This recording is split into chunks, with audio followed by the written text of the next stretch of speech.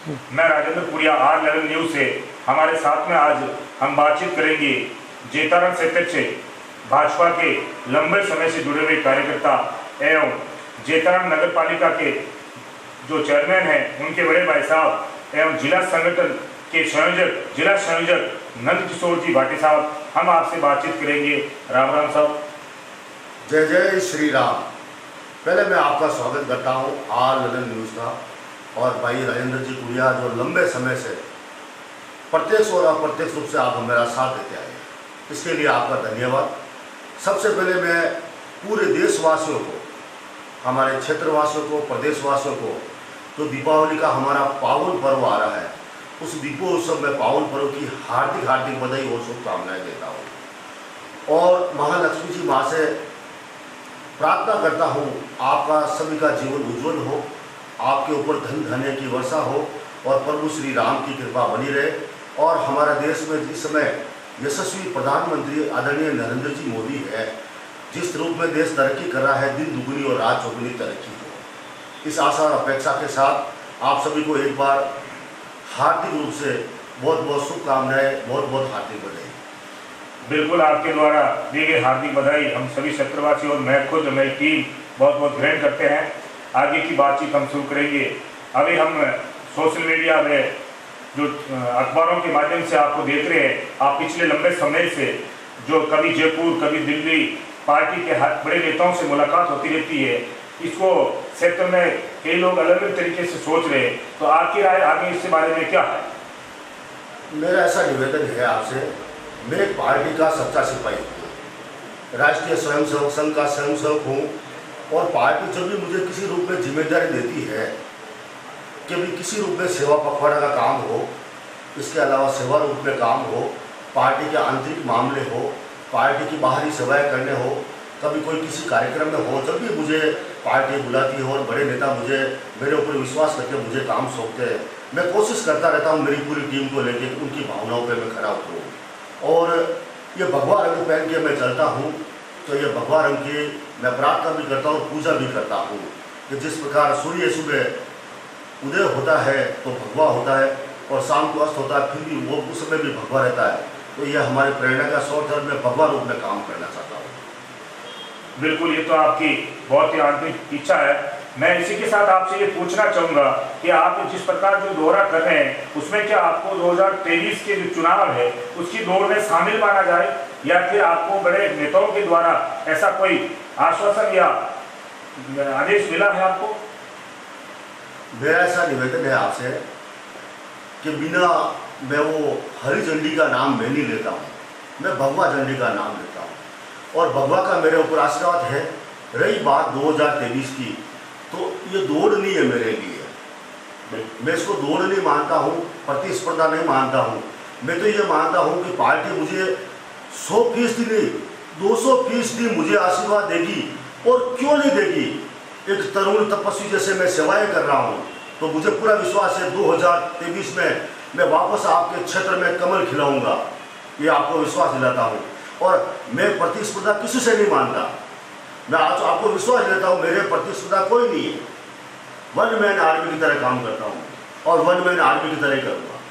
लेकिन आपकी जो लिस्ट है 2023 की विधानसभा जेतारण की, जो प्रत्याशी या दावेदारों की बड़ी लंबी लिस्ट है, जैसे कि वर्तमान जीते हुए विधायक अविनाश जी गहलोत भी वापस टिकट की दौड़ में है, ठाकुर पुष्पेंद्र सिंह जी जो कोऑपरेटिव पाली जिला के लगातार अध्यक्ष बन रहे हैं वो भी हैं। इसी के अलावा इनके साथ साथ लंबी लिस्ट है जो जैसे कि डॉक्टर महेंद्र जी कुमावत, निवाज कमला जी रावत, जिनके ससुर लंबे टाइम से राजनीति में रहे, मंगरा बहन की बड़ी लंबी राजनीति की, इन सब को आप अलग मानकर आप इन सबसे आगे मानते हैं अपने आप को? अभी आपने कहा था कि ये सब लोग दौड़ में हैं। बिल्कुल, तो मैंने क्या कहा था, मैं दौड़ में हूँ नहीं, मैं तो रस्सी पार कर चुका हूँ, उनसे आगे कोई फर्क नहीं पड़ता। वो नाई बड़ी उनके दूसरा दौड़ है, वो उनका कार्य करेंगे, मैं मेरा कार्य करूँगा और मुझे पूरा विश्वास है कि इस बार कमल का फूल मैं जरूर खिलाऊंगा। और एक बात और कहना चाहता हूँ आपसे, जिंदगी चल नहीं सकती बनावट के उसूलों से, कि खुशबू आ नहीं सकती कागज के फूलों से। मैं आपको लगता हूँ ना भगवा हूँ, मैं कमल का फूल हूँ और ये खुशबू जरूर दिखेंगे। और कमल के रूप में काम करूँगा। आदरणीय भाटी साहब, आपने कहा कि मैं दौड़ में शामिल नहीं हूँ, लेकिन कहीं कहीं जोड़ लग रही, यानी कि हमें जो सुनने में आ रहा है, जो वर्तमान विधायक महोदय और आपके बीच में कुछ मनमुटाव लग रहा है, उसके बारे में क्या? अच्छा, आप विधायक साहब अविनाश जी की बात करें। बिल्कुल बिल्कुल। उनके बारे में मेरा ऐसा निवेदन है कि वर्तमान जो एमएलए साहब विधायक है मेरे परिवार से ही है, मेरे छोटे भाई समान है, और ना तो उनसे मेरा मतभेद है ना मेरा उनका मतभेद है। भारतीय जनता पार्टी से विधायक है, तो मेरा उनके बारे में है, उनके और मेरे कार्यशैली में तो थोड़ा सा फर्क है। जिस रूप में जनता ने उनको जीत दी, उस रूप में वो कार्य कर नहीं पा रहे हैं। मैंने काफ़ी बार उनको भी निर्देश दिए हैं, मैंने काफ़ी बार उनसे भी बातचीत की है कि जनता ने आपको इतनी बड़ी जीत दी है, उस रूप में आप कार्य करें, लेकिन वो कर नहीं पा रहे हैं। इसलिए मैं ज़्यादा तो नहीं कहूँगा उनके बारे में, मैं विरोध भी नहीं करता, क्रोध भी नहीं करता, और मेरी खुद की एक नियति है, ना मैंने जीवन में किसी के अभाव में, ना किसी के दबाव में और ना किसी के प्रभाव में काम किया। मेरी कार्यशैली आदरणीय प्रधानमंत्री जी नरेंद्र जी मोदी, आदरणीय योगी जी और हमारे दिया कुमार जी और हमारा जिलाध्यक्ष जी मनसा राम जी के अनुरूप चलती है, और मैं उसी शैली में, संघ शैली में काम करता हूँ, उसी शैली में करूँगा। जैसे कि आपने अभी सांसद महोदय का नाम लिया, उनके चुनाव जीतने के बाद लोकसभा क्षेत्र राजसमंद में कितना विकास कार्य किया गया, जिसमें विशेष तौर से जैतान विधानसभा क्षेत्र के लिए उन्होंने कितने फंड दिए विकास कार्य के लिए? लगभग मैं आपसे एक बात बताना चाहूँगा इस बारे में। आदरणीय जो हमारे सांसद हैं, मैं ज़्यादा तो नहीं कह सकता, हमारे राजस्थान में पूरे 25 सांसद हैं, उनमें सबसे ज़्यादा एक लोगों में एक भावना थी कि वो राजकुमारी साहिबा है, कभी पधारेगी नहीं, वो मेलों से बाहर नहीं आएगी। लेकिन जिन रूप में उन्होंने कार्य किया, मैं राजसमंद से लगाकर पूरी कॉन्स्टिट्यूंसी में घूमता हूँ, तो मैं देखता हूँ कि काफ़ी बार विधायक, काफ़ी बार प्रधान, काफ़ी बार चेयरमैन तक जाते हैं कि विधायक साहब, हमारे सांसद साहब कितना जोरदार दौरा करते हैं। और रही बात, वो राम जी के परिवार से है, राज परिवार से है, इतना सरल स्वभाव। कभी भी आप भी, मैं व्यक्तिगत रूप से कहता हूँ, कभी आधी रात को मैं एक सामान्य कार्यकर्ता के रूप में गया, जैतान की क्षेत्र की समस्या लेकर गया, सरपंच साहब की समस्या लेकर गया, तो उस रूप में जवाब दिया। कभी भी आप एक फ़ोन पे इतना बड़ा प्रोटोकॉल लेकर चलते हैं, ऐसे सांसद मेरे जीवन काल में नहीं देखे। हमारा सौभाग्य है कि आदरणीय दिया कुमार जैसे हमारे सांसद हैं, मैं उनके लिए सदैव समर्पित रहा हूँ और हमेशा समर्पित रहा हूँ। जैसा कि आपने बताया कि आपके मार्गदर्शक देश के प्रधानमंत्री आदरणीय मोदी जी, योगी जी, वे आपके जिलाध्यक्ष मनसा राम जी। इसके अलावा मैंने आपसे पहले भी अनुरोध किया था, आपने कहा मैं पार्टी का पक्का सिपाही हूँ, हो सकता है पार्टी अगले चुनाव 2023 के अंदर किसी और को मौका दे दे, उस समय आपकी क्या भूमिका रहेगी? मैं आपसे वादा करता हूँ कि मेरा विश्वास 100 हाथियों से बढ़कर है। मैं किसी रूप में नहीं मानता हूँ कि पार्टी मुझे टिकट नहीं देगी और किसी अन्य को देगी। मैं आपको विश्वास दिलाता हूँ पार्टी मुझे टिकट देगी, और मैं टिकट लेके आऊँगा यहाँ पर, और या जनता की सेवा के लिए, क्योंकि मेरा कार्य सेवा कार्य है। मैं किसी लोक प्रलोभन के लिए नहीं आ रहा हूँ, मैं सिर्फ सेवा के रूप में आना चाहता हूँ। मुझे नाम की जरूरत नहीं। नंदकिशोर पार्टी को आप सब जानते हैं, बेटे के रूप में नंदू सबका बंधु, हमेशा आपके सुख दुख में साथ रहने वाला व्यक्ति हूँ, तो मैं क्यों मानूं कि मुझे टिकट नहीं मिलेगा? मैं तो आज भी मान के चलता हूँ मुझे टिकट मिल गया है, और जैतान की जनता मुझे दोनों हाथों से आशीर्वाद देगी, और ये कमल का फूल मैं खिलाऊंगा। मैं मेरा किसी प्रतिनिधि को नहीं मानता, और मैं ये भी नहीं मानता कि मेरे अलावा किसी को टिकट मिलेगा। तो आपको कुल मिला के पूरा विश्वास है कि जो भगवा धारण आपने किया है, इस भगवा की सेवा के लिए आप समर्पित रूप से मैदान में उतर चुके हैं? बिल्कुल। अच्छा, जो अभी राजस्थान में सरकार, कांग्रेस की सरकार चल रही है, उसके हिसाब से जैतान विधानसभा क्षेत्र में कितने विकास कार्य हुए हैं? इस वर्तमान में राजस्थान में कांग्रेस की सरकार है, यहाँ से जीते हुए विधायक महोदय भाजपा से है अविनाश जी गहलोत, फिर भी राजस्थान सरकार के इस कार्यकाल में जैतान विधानसभा में कितना विकास हो पाया, इसके बारे में आपकी क्या राय है? विकास के नाम पे तो हमें हंसी आती है।